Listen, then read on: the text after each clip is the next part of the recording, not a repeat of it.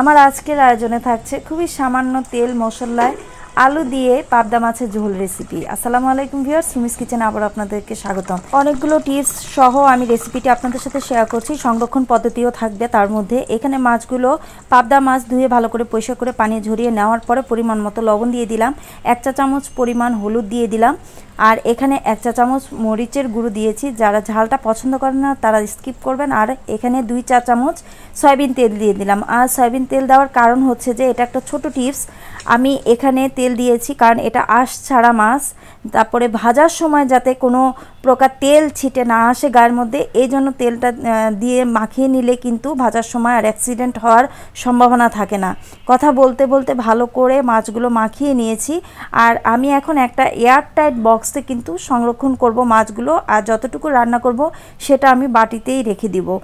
তো এখন একটা এয়ারটাইট বক্স নিব, আইসক্রিমের বক্স নিয়ে কিন্তু আমি একটা একটা করে মাছগুলো সাজিয়ে নিব। এই দেখুন কিভাবে আমি মাখিয়ে নিচ্ছি। সবগুলো মাছ কিন্তু মাখানো হয়ে গিয়েছে। আর অবশ্যই মাখিয়ে 10 মিনিট রেস্টে রাখার চেষ্টা করবেন, এতে করে মাছের ভিতরে কিন্তু প্রচুর পরিমাণে মশলা ঢুকবে, খেতে ভালো লাগবে। এই তো এখন একটা একটা করে সাজিয়ে নিচ্ছি, যতটুকু আমি পরবর্তীতে রান্না করব জাস্ট ততটুকুই উঠে রাখলাম। এই যে 9 পিস মাছ, প্রায় 250 গ্রামের মতো ছোট বড় মাছ মিলানো আছে। এখন একটা প্যান আমি নিয়ে নিব। প্যানের মধ্যে যদি, এটাও একটা ছোট টিপস, আপনারা লবণ দিয়ে নেবেন। তেলটা গরম হয়ে আসার পরে লবণটা দিলে হবে কি, মাছের যে চামড়াটা থাকে পাতলা, এই যে আঁশ ছাড়া মাছ, সেটা কিন্তু উঠে আসবে না, প্যানের গায়ে লেগে যাবে না। তো মাছগুলো আমি দিয়ে দিলাম, দিয়ে এক পাশ হালকা করে ভেজে নিব। এই দেখুন মাছগুলো আমি উল্টে দিচ্ছি। আর ঝোলওয়ালা মাছ যেহেতু, এখানে খুব কড়া করে ভাজার কোনো প্রয়োজন নেই। আমি তেলের মধ্যে ভাজার সময় কিন্তু লবণ দিতে ভুলে গিয়েছিলাম, যার কারণে আমার এই যে মাছের চামড়াটা উঠে এসেছে। তো এই পরবর্তী মাছগুলো আমার ভাজা হয়ে গিয়েছে। এখন একটা কড়াই নিয়ে নিব, আর যেখানে আমি রান্নাটা করব সেই মাছ ভাজার তেলগুলো কিন্তু আমি নিয়ে নিয়েছি।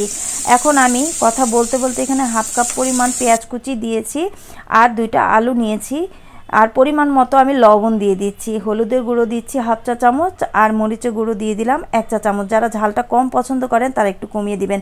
আর এখানে আদা বাটা দিয়েছি 1/2 চা চামচ, আর জিরা রসুন বাটা আমি 1/2 চা চামচ করেই নিয়েছি, একসাথে যেহেতু বাটা। এখন ভালো করে মশলার সাথে আমি আলুগুলোকে 2 মিনিটের মতো কষিয়ে নিব, একদম খুব ভালোভাবে কষিয়ে নেবেন। এখন এখানে যে মাছ মাখিয়ে রেখেছিলাম সেই বাটিটা ধুয়ে এখানে আমি পানি দিয়ে দিলাম। এখন আলুটা সিদ্ধ হবে, প্লাস হচ্ছে মশলার যে কাঁচা গন্ধটা সেটাও কিন্তু দূর হয়ে যাবে। তো কিছুক্ষণ নেড়ে চেড়ে দিব, ঢেকে রাখার পরে কিন্তু আলুটা একটু কষিয়ে নিচ্ছি আবারও, আর লবণটা একটু চেক করে নিচ্ছি। এখন ভেজে রাখা মাছগুলো দিয়ে দিব। পাবদা মাছ যেহেতু আমি ঝোল রান্না করছি, আলুটা কষিয়ে নেওয়া হয়ে গিয়েছে, এজন্য আর আমি খুব কম সময়ের মধ্যে কিন্তু রান্নাটা হয়েছে। আপনারা দেখুন, খুব আলতোভাবে মাছটা দেওয়ার পরে কিন্তু নেড়ে চেড়ে দিচ্ছি। এই টিপসগুলো ফলো করে যদি আপনারা আমার এই পাবদা মাছের ঝোলটা আপনারা বাসায় তৈরি করেন, একদম সেম আমার মতোই রান্নাটা হবে। আর এতটা টেস্টি হয়েছিল আপনারা কল্পনাও করতে পারবেন না। অবশ্যই মশলাটা ভালো করে কষিয়ে নেবেন।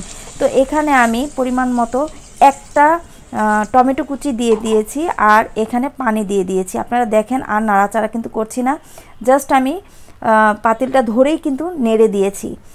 এখন আমি দিয়ে দিব কাঁচামরিচ কুচি, 3-4টি কাঁচামরিচ এখানে দিয়ে দিলাম।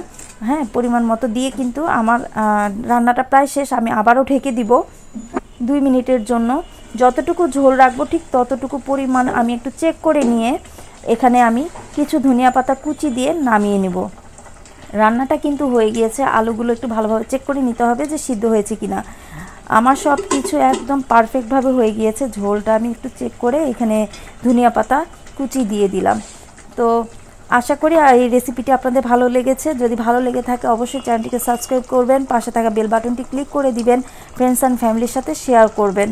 আর ডেসক্রিপশন বক্সে অবশ্যই আরও কিছু মাছের রেসিপি, ভর্তা রেসিপির লিঙ্ক আমি দিয়ে দিব, চাইলে আপনারা চেক করে নিয়ে দেখে নিতে পারেন। কালারটা দেখে নিশ্চয়ই বুঝতে পারছেন যে কতটা ইয়াম্মি হয়েছে। এভাবে অবশ্যই তৈরি করবেন, শীতকালে কিন্তু খেতে খুবই ভালো লাগে। আর গরমকালে তো কথাই নেই। যদি এভাবে হালকা মশলায় আপনারা তৈরি করেন পাবদা মাছের ঝোল, তাহলে কিন্তু শরীরও ভালো থাকবে আর মনও ভালো থাকবে। ফেসবুক পেজ থেকে যারা ভিডিওটি দেখবেন, ভালো লাগলে অবশ্যই লাইক কমেন্ট করবেন, ফলো দিবেন, বেশি ভালো লাগলে আপনারা শেয়ার করবেন ফ্রেন্ডস অ্যান্ড ফ্যামিলির সাথে। আজকের মতো বিদায় নিচ্ছি। সবাই ভালো থাকবেন, সুস্থ থাকবেন। সে পর্যন্ত আল্লাহ হাফেজ।